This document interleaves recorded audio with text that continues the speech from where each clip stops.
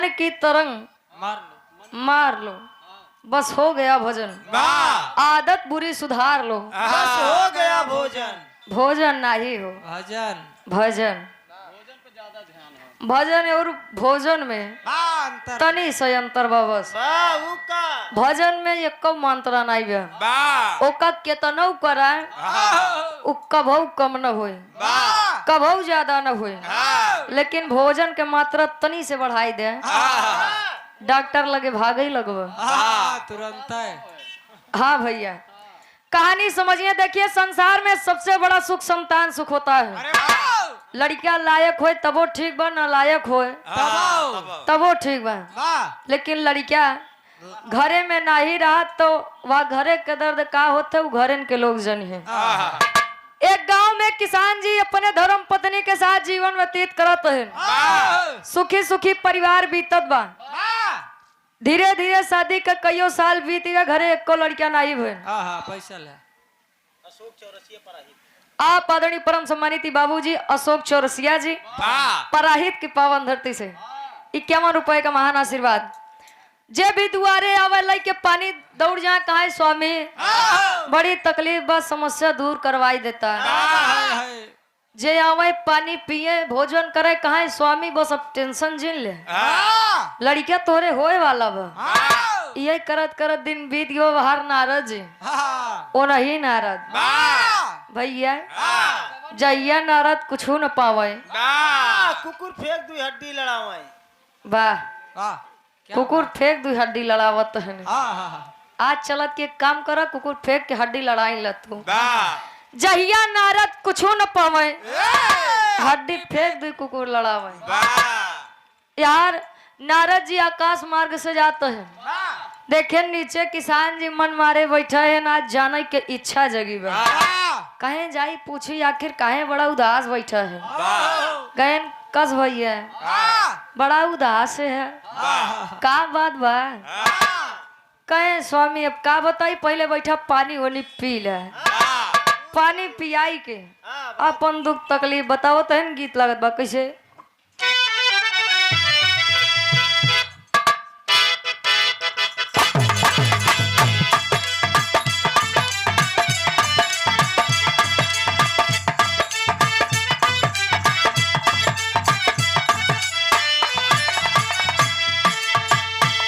देखा प्रेम काका दादा हरण करत रहे भैया।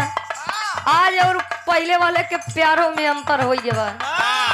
आज तो मोबाइले में 24 घंटा लगा है। पहले वाले खुरपी निशान मारे जाते हैं। खुरपी के निशान काहे मारत रहे नो। जब घाम में आधे छाए आ गए तब जान ले तो क्या होगा। अरे वाह ढेर जान कहा रहा तो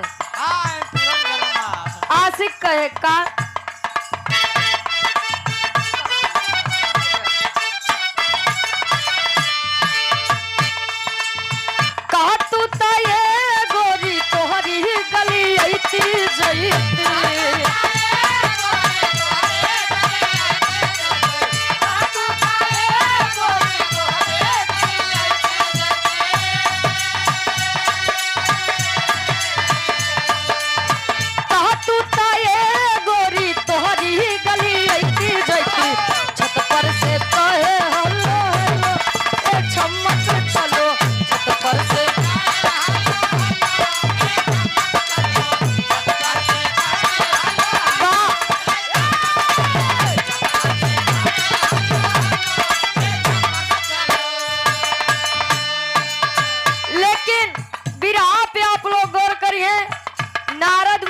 किसान जी कहते हैं कहे किसान बाबा मुनि के समनवा हो।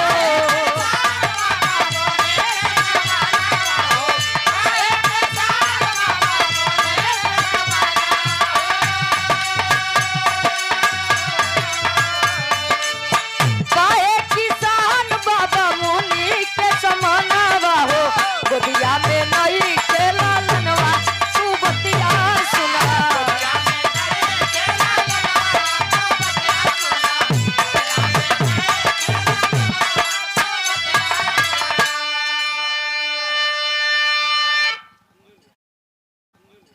आप आदरणीय परम सम्मानित आप धर्म के बड़े भाई अर्जुन यादव जी 101 रुपए का महान आशीर्वाद गोड़ छू के पहली बात कहे कवने जनम बाटे दुखवा उदित हो भइले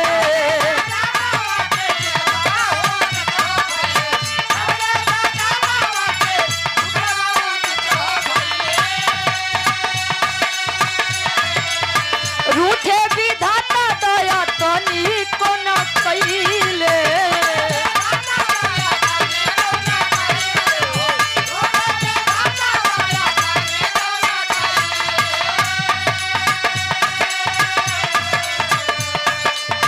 कवने जनम बाटे दुखवा उदित हो भइले रूठे विधाता दया तनी को न कइले दिन रात तोड़ा पे समनवा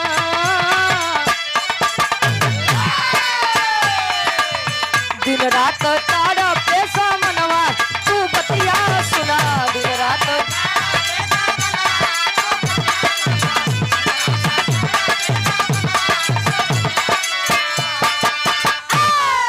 आप आदरणीय श्री दिलीप कुमार शर्मा जी तिलौरा की पावन धरती से 51 रुपए का महान आशीर्वाद गौर करिए आप लोग नारद मुनि कहा तो स्वामी तकलीफ कयन जवन भाई आप सबके दया दृष्टि से सतीश यादव बोर वाले एक से एक आप आदरणीय परम सम्मानित बाबूजी सतीश यादव जी बोर्ड वाले अच्छा बोरिंग करत थे आप बोरिंग करे थी लोर करे थी पाई बाबूजी के द्वारा इस भाव को समझते हुए 101 रुपए का महान आशीर्वाद एक स्वर में सबके नमस्ते प्रणाम स्वीकार हो तनी यारे बात का गौर करिए आप लोग नारद जी कहन बस तनी छोटी बाती बड़े परेशान है तोरे कोनो लड़किया नहीं बा यही के दुख बा जान ले अब तोहारी अर्जी एकदम सही जगह लगी है कहन कहा कहन हम विष्णु जी के इतना बड़ा भक्त है संसार के सबसे बड़ा भक्त है हमरे लगे गुहार लगाई दे मतलब विष्णु जी लगे लगाई दे जाते हम वचन देते तो एक लड़किया देवाऊ बाबूजी गौर करिए थोड़ा सा अब मृतलोक के बाद मृतलोक में छोड़ दे यार नारद जी पहुंचन कहा क्षीर सागर में विष्णु जी लगे अपन फरियाद सुनाओ तन गीत लगत बा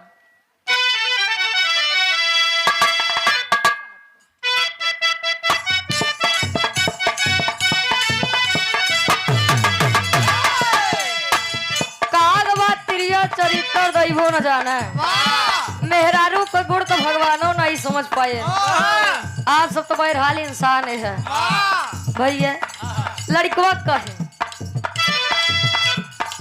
नइखे हुजूर कोनो लइकन के गलती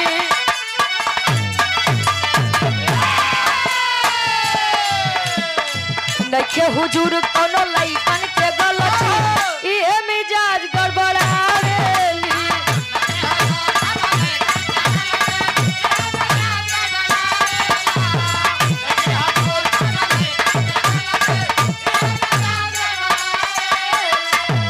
लेकिन भाव पर गौर करिए आप लोग विष्णु जी के लगे नारद जी पहुंचते हैं बीड़ाधारी विष्णु से जाके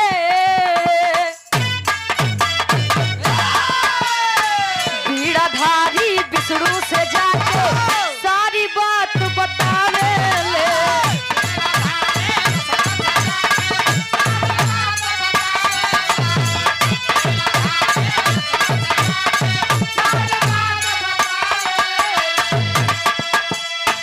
बीड़ाधारी विष्णु से जाके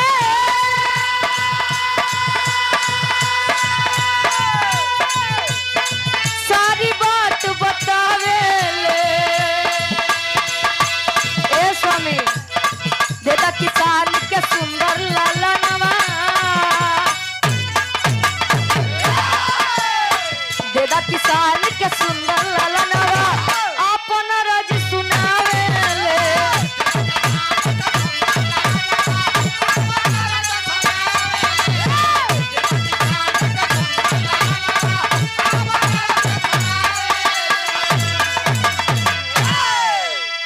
नारद जी कहें स्वामी वही गिरे मृत लोग कहन तब कहन एक किसान जी मिला रहन बड़ा दुखी है कहन कौने कारण कहन उनके कोनो लड़कियां नहीं होत बा कहन तब कोनो लड़कियां नहीं होत बा कहन तब कहन हम कहे कि हम विष्णु जी के इतना बड़ा भक्त है संसार के उनके सबसे बड़ा भक्त है हमारे लगे अर्जी लगाए दे हाथ समझ ले विष्णु जी लगे लगाए दे हाथ कहन नारद तोहर विचार का बा कहन स्वामी विचार हमारी बा कि किसान जी कहिए कि बढ़िया सुंदर से लड़कियां दे दे कहे नारद उ सब तो ठीक ही बा लेकिन सुना बताओ तैन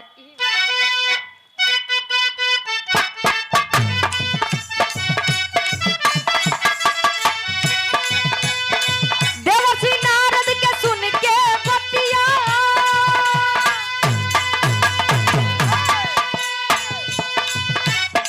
बोले हैं भगवान तोने बखतिया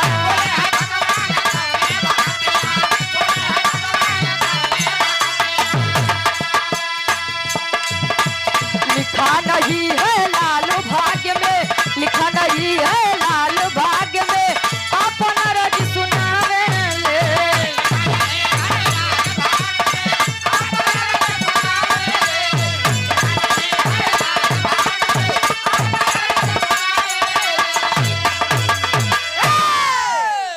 विष्णु जी कहे नारद उ सब तो ठीक बा लेकिन ओकरे कर्म किस्मत में लड़किया के सुख है न बा कहे न प्रभु ऐसे न भेजती न करवावा हमरो कुछ लाज रख ला वचन दे के आए ही राठौर सुनहरा राठौर बाबूजी सुनहरा की पावन धरती से 21 रुपए का महान आशीर्वाद कहे बाबूजी हाँ जी मेला कमेटी की तरफ से इस भाव को समझते हुए 201 रुपए का महान आशीर्वाद एक स्वर में सबके नमस्ते प्रणाम स्वीकार हो कहन स्वामी इज्जत हमार चली जाए बारे पहले कई मरद और पुनः इस भाव को समझते हुए अर्जुन यादव भैया जी के द्वारा 101 रुपए का महान आशीर्वाद पहले के लोग काव कहत रहें का करे के बाद हो पाई अमल करत रहे आज वाले सुबेरे काव कहत है संझक कहाँ पहुँचत है इनका ये नहीं सब जान सकत है भैया बारे जमाना डिजिटल इंडिया हो गया है हाँ वैसे जमाने के हिसाब से बड़ा सही हुए यहाँ ढेर सत्यवादी बने बहुत ठीक का कह रहे सीधा उतने बना जितना काम चली जाए नारद जी कहें स्वामी बड़ी बदनामी हुए वचन दे के आई कहे नारद एक काम कर कुछ दिन मृत्यु लोग अब जाबे न करे रास्ता बदल अब बाबूजी क्षीर सागर के बाद अब हर ही छोड़ दे धीरे धीरे समय बीता किसान जी के दुआरे अलग जगावत एक महात्मा जी का अलग जगायन खाटी इलाहाबादी तर्ज लागत बा कैसे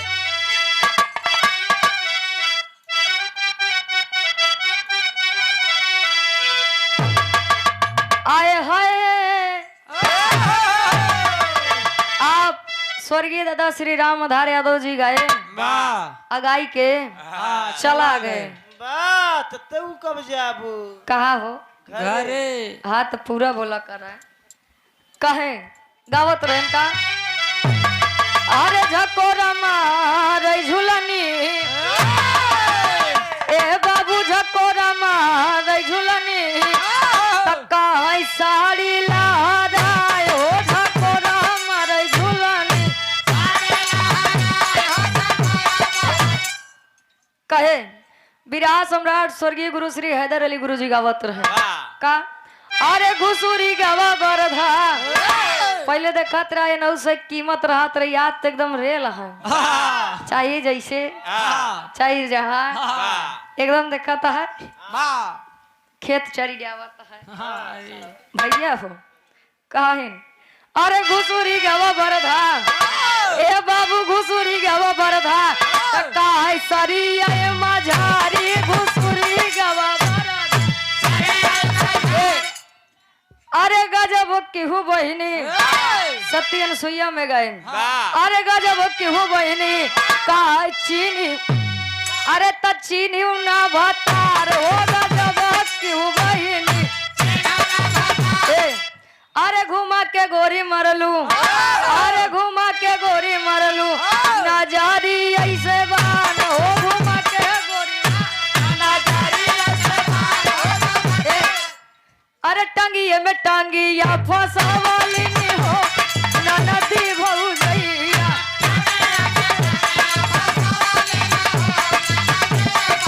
जियो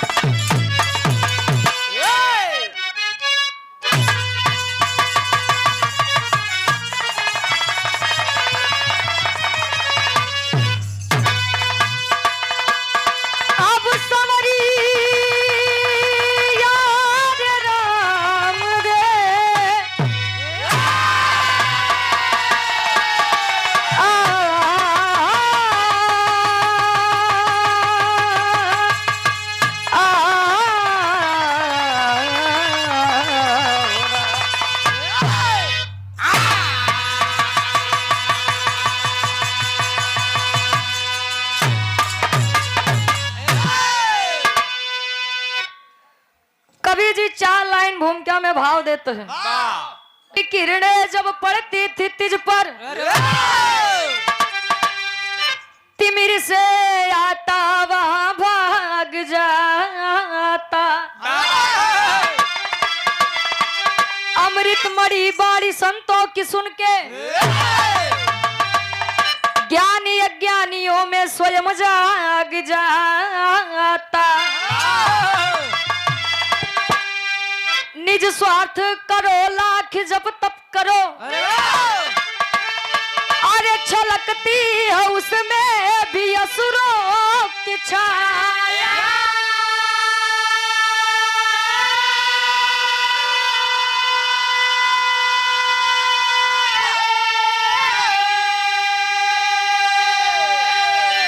पर स्वार्थ में त्याग करते हैं जो, वही भक्त भगवान को भी है भाई।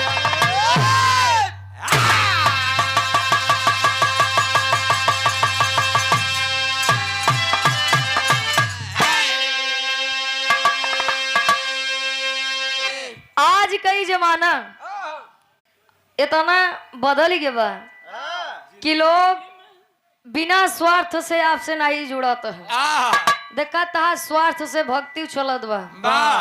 मंदिर पे पहुंचन गेटे जैसे पहुंचे माई माई ए बाबा ए भोलेनाथ हमार जना प्रधानी जीत जाते 5 किलो लड्डू चढ़ाई दे। हमार लड़कियां सरकारी नौकरी पाई जाए, आई के दर्शन दीदार करब, साथे झंडा चढ़ाब। वाह भक्ति भाव भजन नहीं करता बस युक्तो माल लगिया मांगन मांगे तो भक्ति कौने काम के 5 रुपये का लड्डू 50,000 का करब। दुनिया अपन फायदा देखत बड़ी बढ़िया गजल के संकेत करते हैं कवि जी।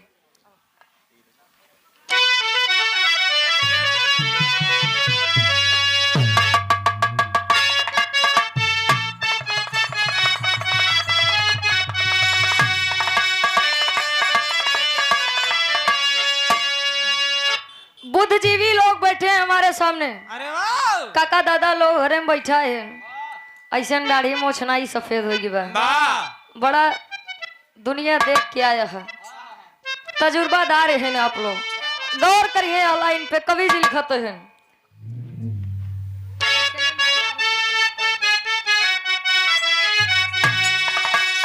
जिंदगी में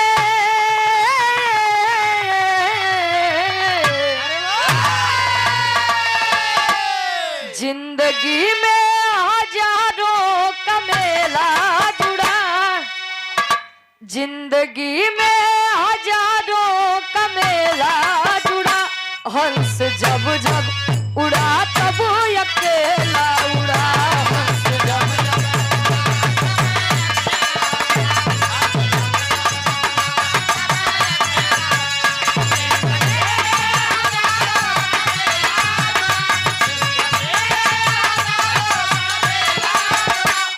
हंस जब जब उड़ा तब वो अकेला उड़ा हंस जब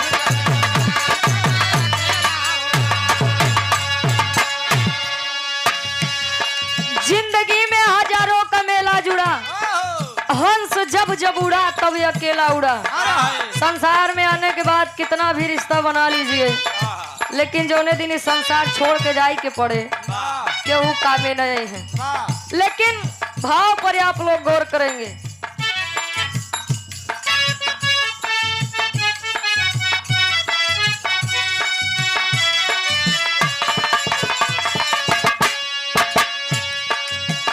भक्ति शक्ति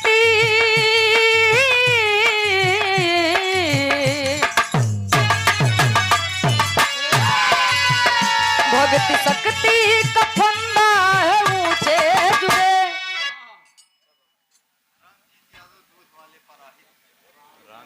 रामजीत यादव जी, आप दूध वाले पराहित की पवन धरती से बाबूजी के द्वारा 100 रुपए का महाना आशीर्वाद कहे। भक्ति शक्ति का फंदा है ऊंचे जुड़े, भक्त हित रहते भगवान हमेशा खड़े।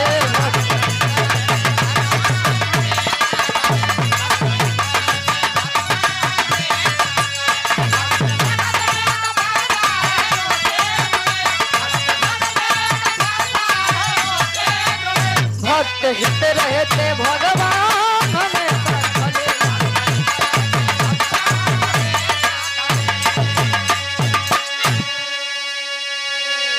भक्ति शक्ति का फंदा है ऊंचे जुड़े, भक्त हित रहते भगवान हमेशा खड़े। जे निस्वार्थ भाव भजन करे वो। हमरे बिरहा के कहानी के शुरुआत यहीं से बा। कैसे?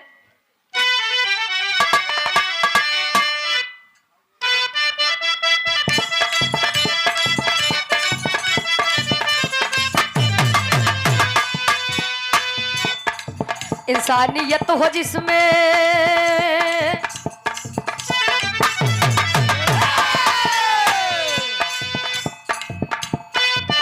वाह, इंसानियत हो जिसमें सच्चा इंसान है, उसके लिए तो सारा जग ही जहान है।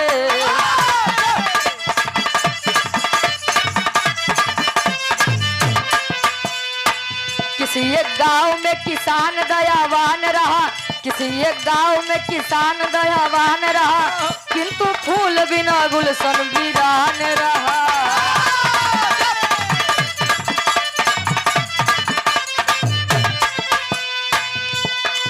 देवर्षि नारद का मृतलोक में प्रस्थान हुआ,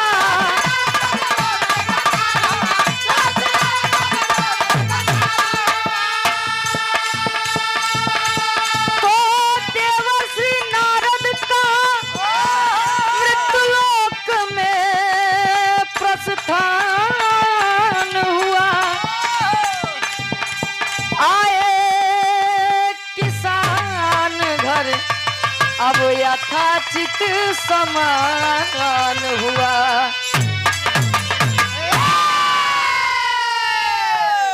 आप आदरणीय अमृतलाल पाल जी, अच्छा अमृतलाल यादव जी,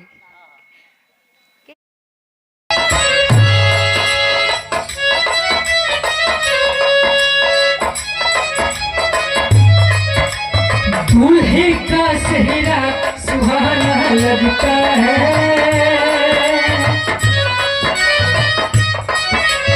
दूल्हे का सेहरा सुहाना लगता है, दुल्हन का तो दिल दीवाना लगता है, सुहाना लगता है, दुल्हन का तो दिल दीवाना लगता है।